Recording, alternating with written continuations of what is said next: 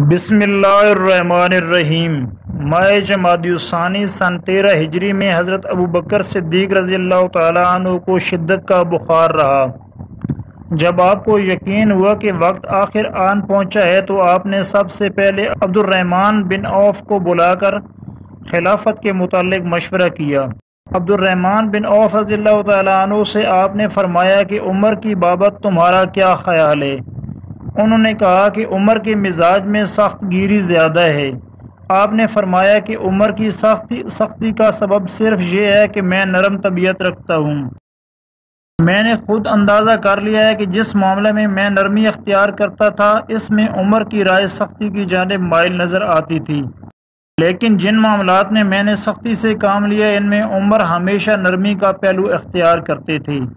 میرا خیال ہے کہ خلافت ان کو ضرور نرم دل اور معتدل بنا دے گی۔ اس کے بعد آپ نے عثمان غنی رضی اللہ تعالیٰ عنہ کو بلا کر یہی سوال کیا۔ انہوں نے جواب دیا کہ عمر رضی اللہ تعالیٰ عنہ کا باطن ان کے ظاہر سے اچھا ہے اور ہم میں سے کوئی ان کے مرتبہ کو نہیں پہنچ سکتا۔ پھر آپ نے علی رضی اللہ تعالیٰ عنہ کو بلا کر یہی سوال کیا۔ انہوں نے بھی وہی جواب دیا جو عثمان غنی دے چکے تھے۔ اس کے بعد طلحہ رضی اللہ تعالیٰ عنہ تشریف لائے۔ آپ نے ان کے سامنے بھی فرمایا کہ میرا ارادہ ہے کہ اپنے بعد عمر فاروق رضی اللہ تعالیٰ عنہ کو مسلمانوں کا خلیفہ مقرر کر جاؤں۔ طلحہ رضی اللہ تعالیٰ عنہ نے کہا کہ آپ اللہ تعالیٰ کو کیا جواب دیں گے کہ آپ نے رعیت کے ساتھ کیسا معاملہ کیا؟ یہ سن کر آپ نے فرمایا کہ مجھ کو اٹھا کر بٹھا دو۔ چنانچہ آپ کو بٹھایا گیا۔ آپ نے فرمایا کہ میں اللہ تعالیٰ کو جواب دوں گا کہ میں نے تیری مخلوق میں سے بہترین شخص کو خلیفہ مقرر کیا ہے۔ یہ سن کر طلحہ رضی اللہ تعالیٰ عنہ خاموش ہو رہے۔ پھر آپ نے عثمان غنی رضی اللہ تعالیٰ عنہ کو بلا کر وصیت نامہ لکھنے کا حکم دیا۔ شدت بخار کی وجہ سے ابوبکر صدیق رضی اللہ تعالیٰ عنہ رک کر بول رہے تھے اور عثمان غنی لکھتے جاتے۔ اس وصیت کا مضمون یہ تھا کہ وہ عہد ہے جو ابوبکر خلیفہ نے اس وقت کیا ہے جبکہ اس کا آخری وقت دنیا میں اور اول وقت آخرت کا ہے۔ ایسی حالت میں کافر بھی ایمان لے آتا اور فاجر بھی یقین لے آتا ہے۔ میں نے تم لوگوں کی بھلائی اور بہتری میں کوتاہی نہیں کی، بس اگر عمر نے عدل و صبر سے کام لیا تو یہ میری اس کے ساتھ واقفیت تھی، اور اگر برائی کی تو مجھ کو غیب کا علم نہیں ہے اور میں نے تو بہتری و بھلائی کا قصد کیا ہے۔ ہر شخص کو اپنے نتائج و اعمال سے سابقہ پڑتا ہے۔ حضرت ابوبکر صدیق رضی اللہ تعالیٰ عنہ کی وفات کے بعد حضرت علی رضی اللہ تعالیٰ عنہ کے تاثرات۔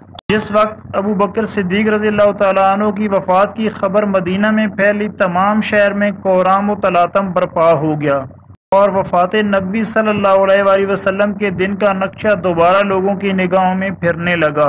علی رضی اللہ تعالیٰ عنہ نے اس خبر کو سنا تو رو پڑے اور روتے ہوئے آپ کے مکان پر آئے، دروازہ پر کھڑے ہو کر فرمانے لگے، اے ابوبکر، اللہ تعالیٰ تم پر رحم کرے، واللہ تم تمام امت میں سب سے پہلے ایمان لائے اور ایمان کو اپنا خلق بنایا۔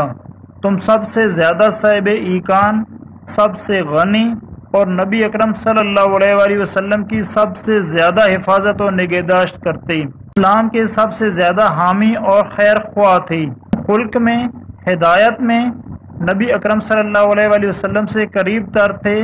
اللہ تعالیٰ تم کو اسلام اور مسلمانوں کی طرف سے بہترین جزا دے۔